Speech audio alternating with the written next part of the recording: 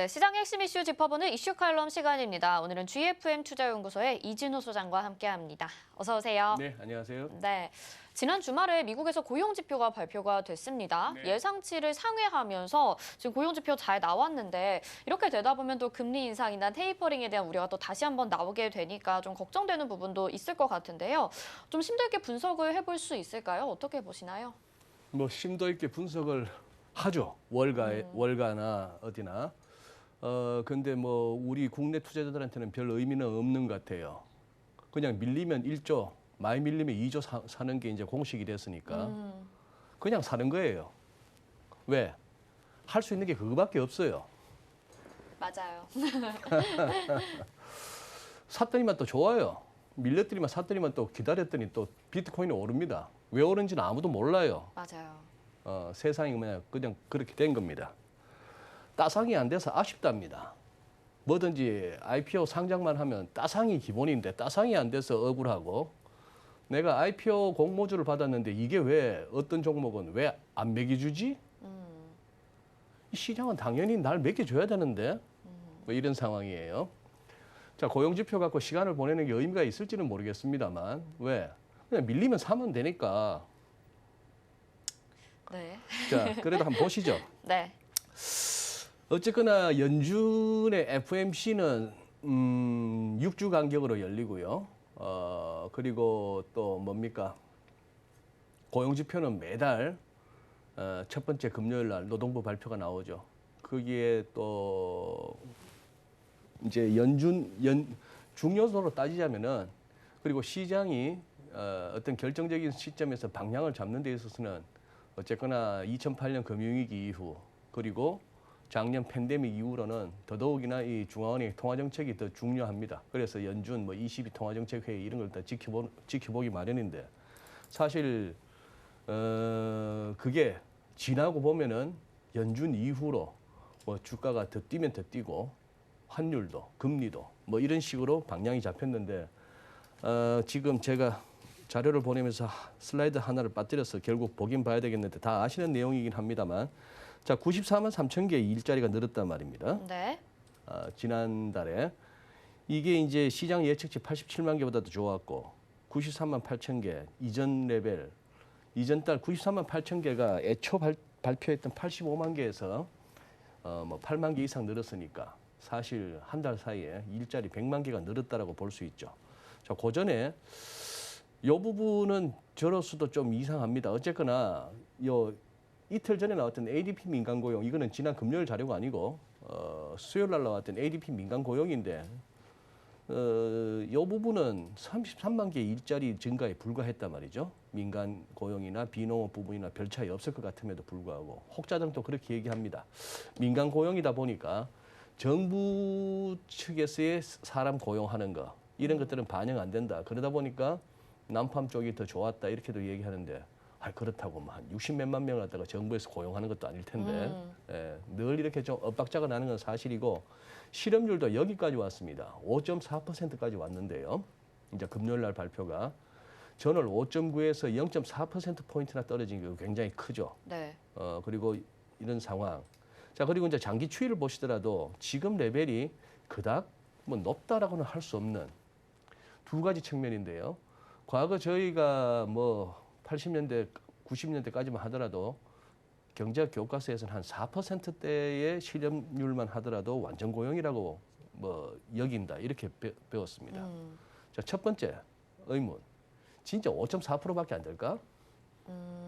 지금 미국에 노는 사람이 엄청 많다고 저거밖에 하잖아요. 없을까? 네.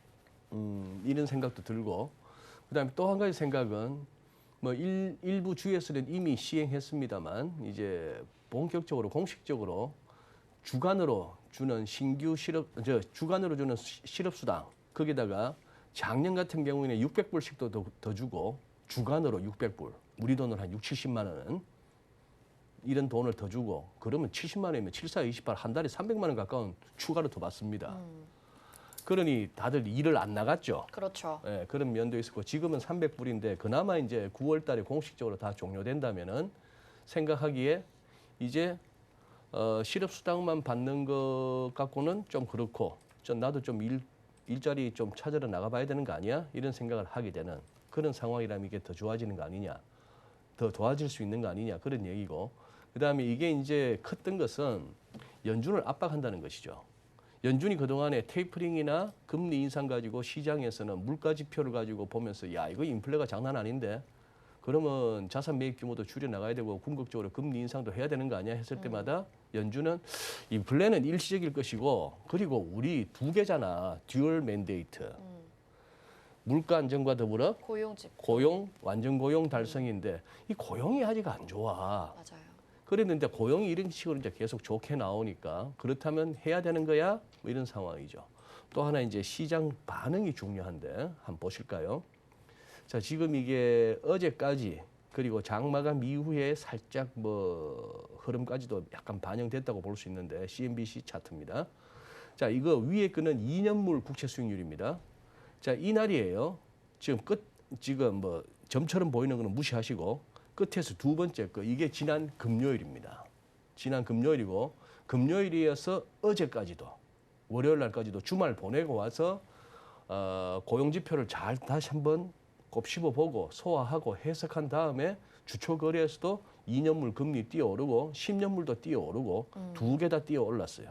물론 고용 지표 발표 이전 이틀 전부터 뭔가 조짐은 보였습니다. 금리가 훌쩍 뛰어올랐고 그 다음에 이 금리를 또 한번 쪼개볼까요?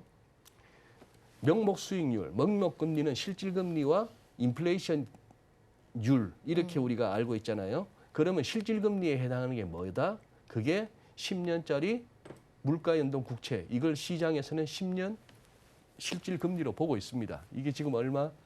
마이너스 1.05 뭐 이렇게 나오고 있는데 이게 마이너스 1.19 거의 마이너스 1.2%까지 가던 얘가 지금 머리를 치켜든 지가 며칠째 되는 거예요. 실질 금리가 올라요. 네. 자, 그러면은 금리가 고만고만한 가운데 국채 수익률이 고만고만한 가운데 명목 금리가 실질 금리가 올랐으면은 산술적으로 기대 인플레이션율은 조금 낮아져야 되는 거 아니겠어요? 네. 그런데 지금 최근 일주일 동안의 흐름을 보시자면은 뭐 2.38에서 35, 33 내려갔다가 다시 37. 저기 고용지표 발표되고 나서 37로 다시 4bp 정도 오르고 또 그게 유지되고 하는 그런 흐름. 실질 금리도 오르고 기대 인플레이션도 오르고 그만큼 국채 수익률이 많이 오르고 있는 중입니다. 이것도 그냥 예사로 넘어갑니다만 실질 금리라는 것이 마이너스 1.2%라는 거, 이 이상한 세상을 갖다가 만든 게 연준이에요. 실질 금리가 마이너스다. 자, 그리고 여기까지만 말씀드리고 할까요? 달러도 훌쩍 뛰어올랐습니다. 고용지표 이후로 달러도 훌쩍 뛰어오르고 그러면서 서울에서도 1140m를 한번 내려가나? 그러면서 지난주 외국인들이 다시 돌아왔나? 맞아요. 싶었던 그 마음에 그러면 환율까지 이제 원화까지도 강세로 가면서 외국인 매수세가 기조적으로 이어지나 하는 기대감이 살짝 있었는데 고용지표 이후로 그 기대는 빠그라졌던 겁니다. 빠그라졌던 것이고 어제 오늘 이틀 봐서는 외국인들 그냥 지난주 잠시 왜 그랬는지는 모르겠으나 샀고 근데 이게 꾸준히 이어질 그림 같지는 않고 그런 상황이죠. 자, 주식하는 데 있어서 돈 버는 데 있어서 아무 도움 안 되는 얘기 잠시만 하고 갈게요. 아까 실질 금리가 마이너스 1.2 뭐 여기까지 갔다. 웃기는 세상이죠. 그렇죠. 자, 그런데 기본적으로 이놈의 돈이라는 거 현대 화폐 시스템 이른바 피아트머니. 피아트머니를 우리말로 뭐라고 해야 될지 모르겠는데 뭐 뒤에 아무것도 없어 이런 의미로 보시면 돼요. 옛날에 우리 흔히 하는 말로 금본위 제도는 뭐죠? 금 갖고 있는 금만큼, 금의 가치만큼만 돈 찍어내자였고 네. 이게 잘 안 지켜지겠죠? 네. 잘 안 지켜지고 갖고 있는 금은 빤한데 자꾸 돈을 막 찍어내니까 그러다 보니까 어떻게 된다? 돈 가치는 떨어지는 거고. 그걸 제일 극심하게 했던 때가 1970년대 미국이고 월남전 뭐 돈도 들고 뭐도 하고 이렇게 하다가 그래서 나중에 안 된 게 우리가 역사적으로 배운 닉슨의 금태한 정지입니다. 닉슨 쇼크죠. 이제 달러 갖고 온다고 해서 금 안 줘. 이렇게 된 거예요. 네. 그러면 달러나 뭐나 다 종이 쪼가리인데. 뭐 그 이후에 나왔던 또 주된 어떤 이론은 그건 뭐였죠? 사우디 같은 저쪽 중동 국가들 석유 산유국들 멱살 잡고 우리 무기 갖다 써라 이런 식으로 하면서 단 너희는 전 세계에다가 석유를 팔아먹는데 달러만 들고 와라라고 해라. 이렇게 해서 달러가 기축통화를 유지했다는 것이죠. 그다음 또 하나 화폐와 관련해서 또 이제 주식하는 데는 아무 도움 안 되는 얘기입니다. 자, 돈이 이만큼 있어요. 네. 100이라고 있다고 칩시다. 100이라고 있다고 치는데 이놈의 금리란 게 있어 보세요. 뭐 계산하기 쉽게 그러면 5%? 네. 5%면 1년 후에는 좌우지간 자 100이라는 돈의 전부는 아니라 하더라도 자 막 생각이 쉽게 100이라는 돈을 갖다 다 누구한테 빌려주고 그러면 1년 후에는 105를 돌려줘야 됩니다. 네. 이 5가 어디 있어요? 땅 파서 나옵니까? 없잖아요. 네. 이 5는. 그렇죠. 어디에서 나는 거죠? 그러니 돈이란 놈은 자꾸 찍어낼 수밖에 없는 거예요. 돈이란 것은 자꾸 찍어낼 수밖에 없는 거고 그걸 아는 힘 있는 자들, 이미 돈 가지고 있는 자들은 자꾸 뭐 한다? 뭐든지 자꾸 사들이잖아요. 부동산도 사고 뭐도 사고 막 사들이고 있으면 그게 자꾸 오르니까. 그러면서 또 한 번씩 뭐 이상한 상황에서 엄청난 공황 상태를 만들어서 또 걔들이 또 줍줍 해버리고 네. 그 결과는 어떻게 된다? 전체 인구의 뭐 한 몇 프로 안 되는 인간들이 90% 이상의 부를 갖는다. 뭐 이런 식의 이상한 또 논리가 나오는데 자 그런 와중에 이놈의 이자라는 게 금리라는 게 있으면서 세상이 우습게 돌아가는데 그 금리라는 것은 그래도 당연히 그 이상한 와중에도 플러스라는 게 우리가 그나마 편하게 여기는 그건데도 불구하고 이게 이 실질 금리가 마이너스다. 이게 얼마나 웃겨요. 그러게요. 어쨌거나, 그건 오히려 돈을 또 뺏어가는 느낌이니까. 이 실질 금리가 그렇게 막 며칠 전에 고용 지표 이후에 튀어 오르니까 다른 시장에서 제일 크게 나타났던 놀라운 현상이 금값이 뚝 부러졌죠. 네.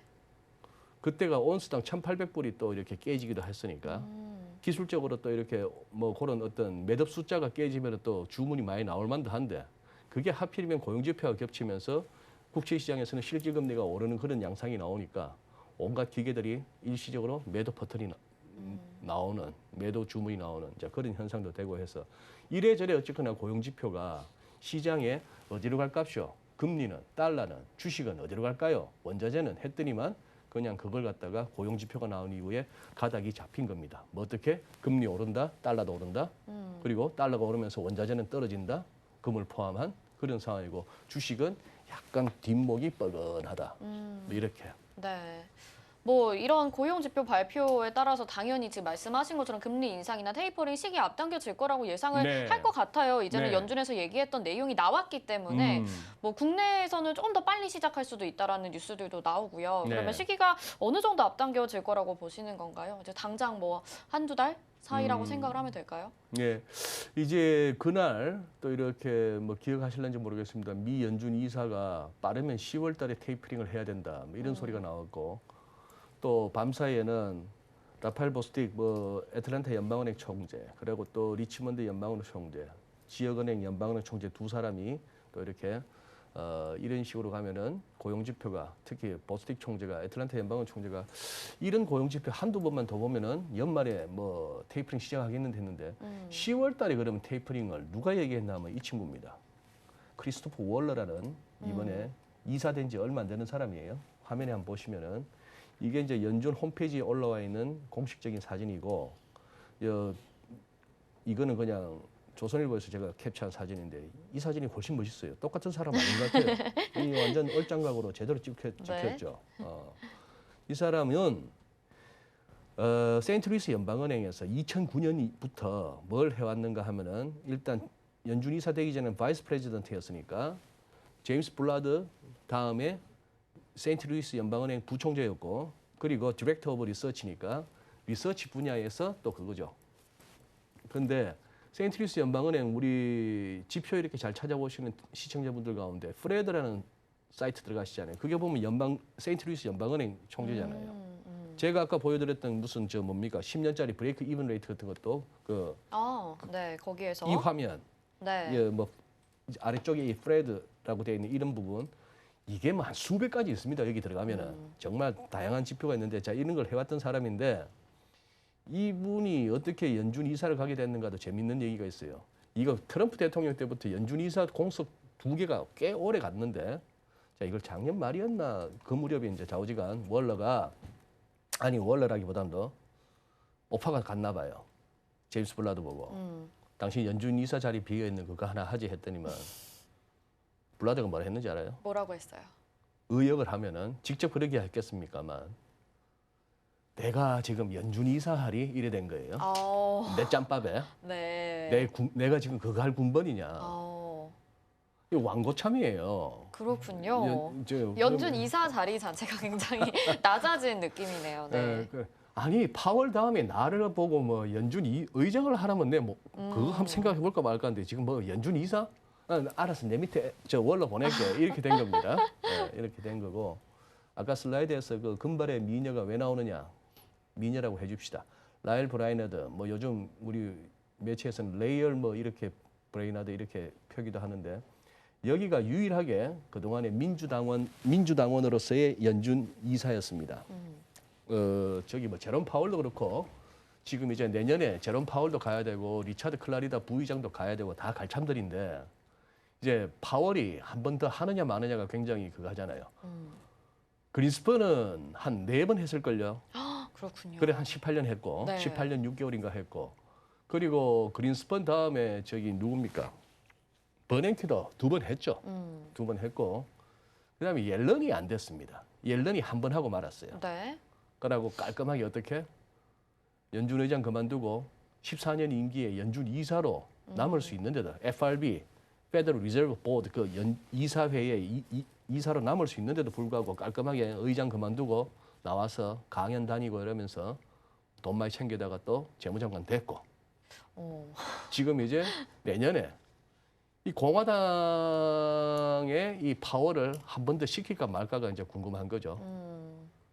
그러면 수정 앵커 같으면 어떻게 하실까요? 오늘 뭐 주식 얘기는 별로 안 합니다. 네. 아무 도움 안 옛날 돼요. 얘기 듣는 것 같아요. 네. 되게 재밌게. 네. 수정 앵커 저 파월이라고 한번 생각해 보세요. 네. 연준 의장 텀 한번 했어. 네. 한 4년 했어요. 네. 근데 지금은 또 뭐 바이든이고 뭐 죄다 뭐 민주당 판이래. 네. 그래요. 꼭 한 번 더 하고 싶어요. 나 뭐 내 편이 없으면 꼭 해야겠냐마는 사실 한 번만 하고 말기에는 좀 다른 역대 네, 의장들을 봤을 때 한 번은 더 해야 되지 않을까. 좀 개인적인 욕심으로. 개인적인 자리 욕심으로. 욕심이 있어가지고. 자리 욕심이. 네. 뭐 돈이 없겠습니까? 피곤하려나요? 연준 의장까지 했으면 명예를 갖다가 명예욕을 충족을 못 시켰습니까만 이제 그 증면에서의 어떤 선택의 문제는 사람 성향인데 네. 뭐 보통은 더 하려고 하겠죠. 네. 이 좋은 자리를 내가 왜 그만둬? 뭐 그런 상황이고 이렇게 정치적 어떤 뭐 당파성에 딱지는 붙은 게 좀 내가 공화당이라고 했지만 어떻게 내가 좀 이쁘게 한번 봐주지 싶으려면 어떻게 해야 될까요? 파월은 어떻게 하든 주식 여기서 떨어뜨리면 안 되겠고 그렇죠. 뭐 경기가 다시 이러다가 침체 국면으로 가면 안 되겠고 서로 이제 나중엔 코로나 때문이야라고 하겠지만 혹시나 꺾이면은 너 때문이야라고 해서 연준을 손가락질할 가능성도 없잖아요 있는 그렇죠. 거예요. 2008년 이후로 자기들이 경기도 살려, 물가도 살려, 뭐 일자리도 늘려 모든 걸 다 따안겠다고 해왔던 연준이니까 이제 뭔가 빠그러지면은 전부 이제 독박을 쓰게 됩니다. 그러니 이제 잘해야 되는데 조금 이제 그거 하죠. 그래서 지금 이제 이게 결국은 크리스토프 월러는 어떻게 보면은 앞서 살폈던 거기는 저기입니다만 세인트루이스 연방은행 총재 제임스 블라드의 복심이라고도 할 수 있는 그런 상황이고 이 슬라이드는 우리가 지난주 살펴봤잖아요, 그죠? 제임스 블라드가 지난주 제가 설명한 것 같은데 9월 FOMC에서 테이퍼링 선언하고 10월부터 들어가자. 그래서 내년 1분기 말 그러면은 10, 11, 12, 1, 2, 3, 6개월 동안에 200억 불씩 줄이면 1,200억 달러 양적 완화 끝. 뭐 이런 식의 그림을 그리고 있지 않느냐 했는데 그런 상황. 그래서 지금 조금 유동성의 힘으로 달려왔던 유동성이 제일 컸던 물론 기업 실적이나 어떤 뭐 그런 부분도 있겠습니다만 유동성을 제일 크게 잡을 수 있었던 최근 랠리였다 보니까 이번 고용지표 이후에 미국이 살짝 이제 그러게요. 이제 네. 조심스러워지는 것이고 우리는 그동안에 조금 중국 빠지는 동안에 약간 뭐 상대적 수혜를 받다 할까? 저는 확인은 안 됩니다만 저의 뇌피셜은 지지난주 중국 너무 빠질 때 아마 일부 국제 자본이 중국에서 좀 빼면서 당장 급하게 이걸 갖다 어디다 담아둘 만한 걸 찾다 보니까 우리 한국. 증시에 들어왔고. 그래서 삼성전자나 하이닉스 같은 뭐 그런 쪽이 아니었던가 싶은데 지금 은근히 지금 이 중국이 살짝이 이렇게 우선 항생 보세요. 중국이 지금 이런 식으로 해서 이거는 어제까지 차트입니다. 어제까지 차트인데 뭐 추가 급락은 약간 막힌 듯하고 그러나 저는 아직 믿지 않습니다. 이거 완전 바닥 봤다고 믿지 않는 상황이지만 어쨌거나 현재 상황은 그렇고 텐센트도 2주 연속 어떻게 보시면은 의미 있는 지지선에서 자꾸 지지를 받으면서 더 안 빠질라 그러고 게임을 정신적 아편이라고 하고 나서 세상 다 알고 나서 이제 저걸 갖다 또 뭐 경제창고본가 저기서 또 삭제했다는데 저것도 웃기잖아요. 이미 다 봤는데. 자, 그런 상황으로 여겨집니다. 그래서 하나만 더 지금 이제 중국 관련해서는 요걸 계속해서 살피시죠. 일단은 200일선에서 막히고 1달러당 6.51 위안에서 두 번 막힌 다음에 이렇게 보입니다만 이게 위로 튀면은 중국 증시의 혼란은 아직 안 끝난 겁니다. 여기서 그냥 위안이 잠잠하거나 아니면 이 환율이 흘러내리는 위안 강세로 가준다면은 중국 뭐 더 이상 걱정 안 해도 되겠습니다만 이 부분이 아직 한 상황이라서 뭐 그래서 중국이 지금 이제 지지난주 같은 그런 최악의 상황은 이렇게 면한 듯이 보이다 보니까 우리 외국인들도 그렇게 뭐 적극적으로 사지 않거나 그런 겁니다. 저는 제일 우선 지난주에 외국인들 막 살 때 속으로 그랬어요. 쟤들 뻘쭘해서 어떡하지? 작년 3월부터 그렇게 팔아제꼈는데 계속 팔기만 하다가 이제 살라고 들면 얼마나 뻘쭘할까? 이런 생각도 아닌 게 아니라 해봤던 뭐 그런 형태입니다. 네, 그러면 중국 증시에 보면서 외국인들의 수급을 국내 증시에서 좀 체크를 해봐야 되는 건 저는 조금 그렇게 연계시키고 싶어요. 뭐 당연한 부분일 수도 있을 것 네. 같습니다. 뉴욕 증시 잠깐 다시 돌아가서 그러면은 이제 어제 혼조세로 마감을 했거든요. 네. 사실 근데 그 전에도 하락할 것 같다는 가능성을 열어두고 대응을 하긴 했었는데 주봉상으로 보면 그래도 아주 살짝 얘기하지만 양봉이에요. 그래요. 앞으로 미 증시는 어떻게 될지 그 부분 간략하게 좀 말씀해 주시죠. 네.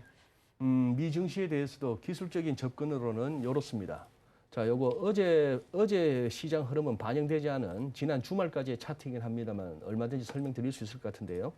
지금 S&P 500 지수고 우선 그 다음은 나스닥인데 이 두 개의 차트의 의미 보시면은 지금 어지간한 월가의 기관 투자가들이나 헤지펀드들이 주목하고 있을 레벨은 거의 다 왔습니다. 지금 S&P 500 같으면 4,500이라 보시면 될 것 같아요. 4,500포인트. 지금 한 6, 70포인트 지금 남아 있는데 여기까지 이런 레벨들이 왜 힘들었는지 보다도 시장에서 어떻게 작용하는지 보세요. 이때 금융위기 당시 낙폭에 맞죠? 금융위기 당시 낙폭에 1.618배 오니까 이거 한 거의 1년 걸립니다. 이거 올라서는데 2.618배도 굉장히 좀 버벅거렸어요. 이 두 개를 합한 4.236배가 지금 여기 기다리고 있는 게 4,500포인트입니다.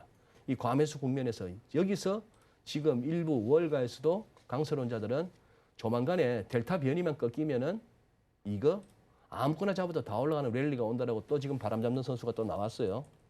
누구더라 뭐 존 린가 뭐 존 탐인가 뭐 그런 그런 네. 상황이었고 나스닥도 마찬가지입니다. 나스닥의 이 피보나치의 의미는 작년 팬데믹 당시 낙폭에 대해서 몇 프로냐 하는 건데 이게 2.618배가 14,980라운드, 15,000이라 보시죠. 지금 여기를 갖다가 앞두고 나서 지금 이걸 열 수 있느냐 없느냐 그런 상황 하에서 지금 은근히 이벤트가 있죠. 단기적으로는 이번 주 목요일 날 나오는 CPI 한번 보시죠.